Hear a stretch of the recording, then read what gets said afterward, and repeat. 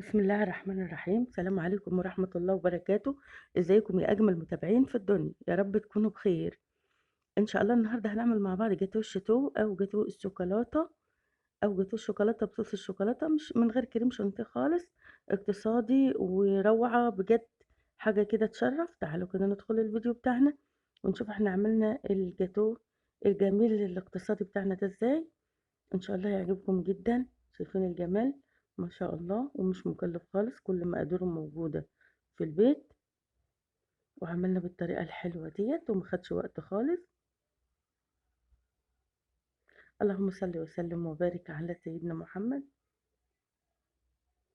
ان شاء الله نبدأ بالمقادير وطريقة التحضير. شايفين حضراتكم هنا عندي كوبايتين من الدقيق،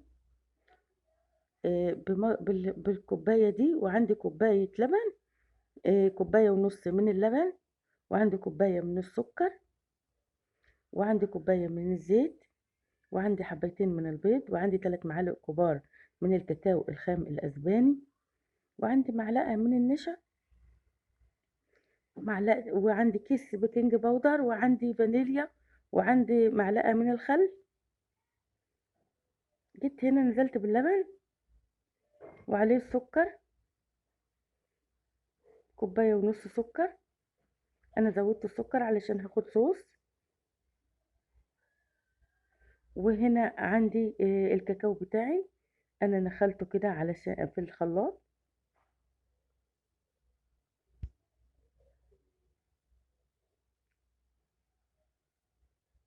طبعا أنا ضربت الخليط ده في الخلاط، وضفت زيت سرسوب كده، والخلاط شغال عطى معايا القوام، صوص الشوكولاته القوام اللي معايا الجميل ده.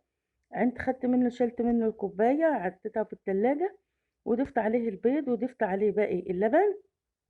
طبعا كان عندي كوبايتين من اللبن، ان شاء الله هكتب لحضراتكم المقادير مظبوط في صندوق الوصف.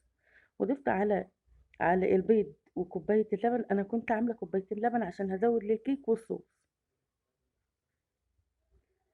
وكنت كمان شايله معلقه من الكاكاو علشان اعزز بها لون وطعم الكيك معايا. نخلتها على الدقيق مع معلقة النشا ومعلقة البيكنج باودر وذرة الملح، وطبعا ضفت الخل كمان على الصوص، السائل، بعد ما ضفت البيض طبعا علشان زفرت البيض. وبدأت كده بالراحة كده في اتجاه واحد اخلط الكيك معايا. طريقة سهلة جدا، بحبيتين بيض عملنا جاتو الشوكولاتة. طبعا باقي اللبن اللي كان عندي علشان القوام كان تقيل عندي، وكمان ضفت معلقة الخل.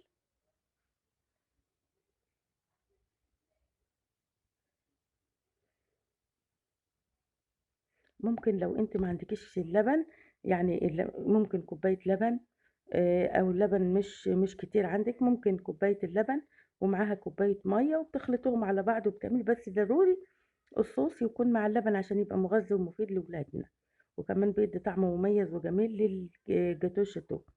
طبعا عندي صينية هنا كده مقاس 20، انا بطنتها كده بالسمنة والدقيق ونفضتها كويس، وزي ما حضراتكم شايفين كده، وهصب فيها الخليط بتاعي بعد ما ضربت كل المكونات وضفت البيكنج باودر. وطبعا ضربتها في اتجاه واحد بالمضرب اليدوي العادي، وخبطت الصينيه كده على الرخامه. طبعا الفرن ولع من قبليها ب10 دقايق سخن.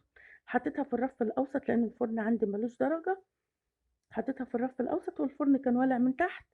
حطيتها في الرف الاوسط على الشبك حوالي ساعه الا ربع، وسبتها لما بردت خالص. هتشوفوا حضراتكم دلوقتي. انا طبعا ما وريتهاش لحضراتكم الا بعد ما بردت خالص وقلبتها كمان. شايفين حضراتكم بردت وقلبتها كمان على طبق كده او على السيرفيس الموجود عندي. طريقه سهله واقتصاديه. جبت في السكينه كده، عملت فيها ايه، نغزتها، غرست كده السكينه فيها في مناطق متفرقه منها. ونزلت جبت الصوص بتاعي، كانت دافيه علشان الصوص يسيح عليها، ما تبقاش ساقعه قوي، تبقى دافيه. وجبت الصوص صبيته عليها. وكان عندي كمان شوكليت شيبس، حبيت اعمل شكل جمالي وحلو كده ومميز. جبت شوكليت الشيبس وجيت كده على قطع الجاتوه، كل قطعة حطيت عليها حباية من الشوكليت شيبس، وطريقة حلوة جدًا واقتصادية وما خدتش وقت خالص. إيه رأيكم بقى في الجاتوه الجميل ده؟ ما خدش وقت وفرّحنا ولادنا وعملنا حاجة حلوة في البيت. آآ لإن كل حاجة بقت غالية والله المستعان، فإحنا بنحاول نقتصد ونعمل كل حاجتنا في البيت، وربنا يحسن بين أيادينا وأيديكم إن شاء الله. شايفين ما شاء الله، طبعًا قطّعته قطع ونقلته بقى كده زي ما حضراتكم شايفين. شايفين الجمال؟ حاجة ولا أجمل ولا أروع، وشايفين سمكه وعلوه شكله إيه. حاجة تشرّف بجد. يا رب النهارده تكون وصفتي عجبتكم، الجاتوه بتاعي عجبكم. باحبكم في الله.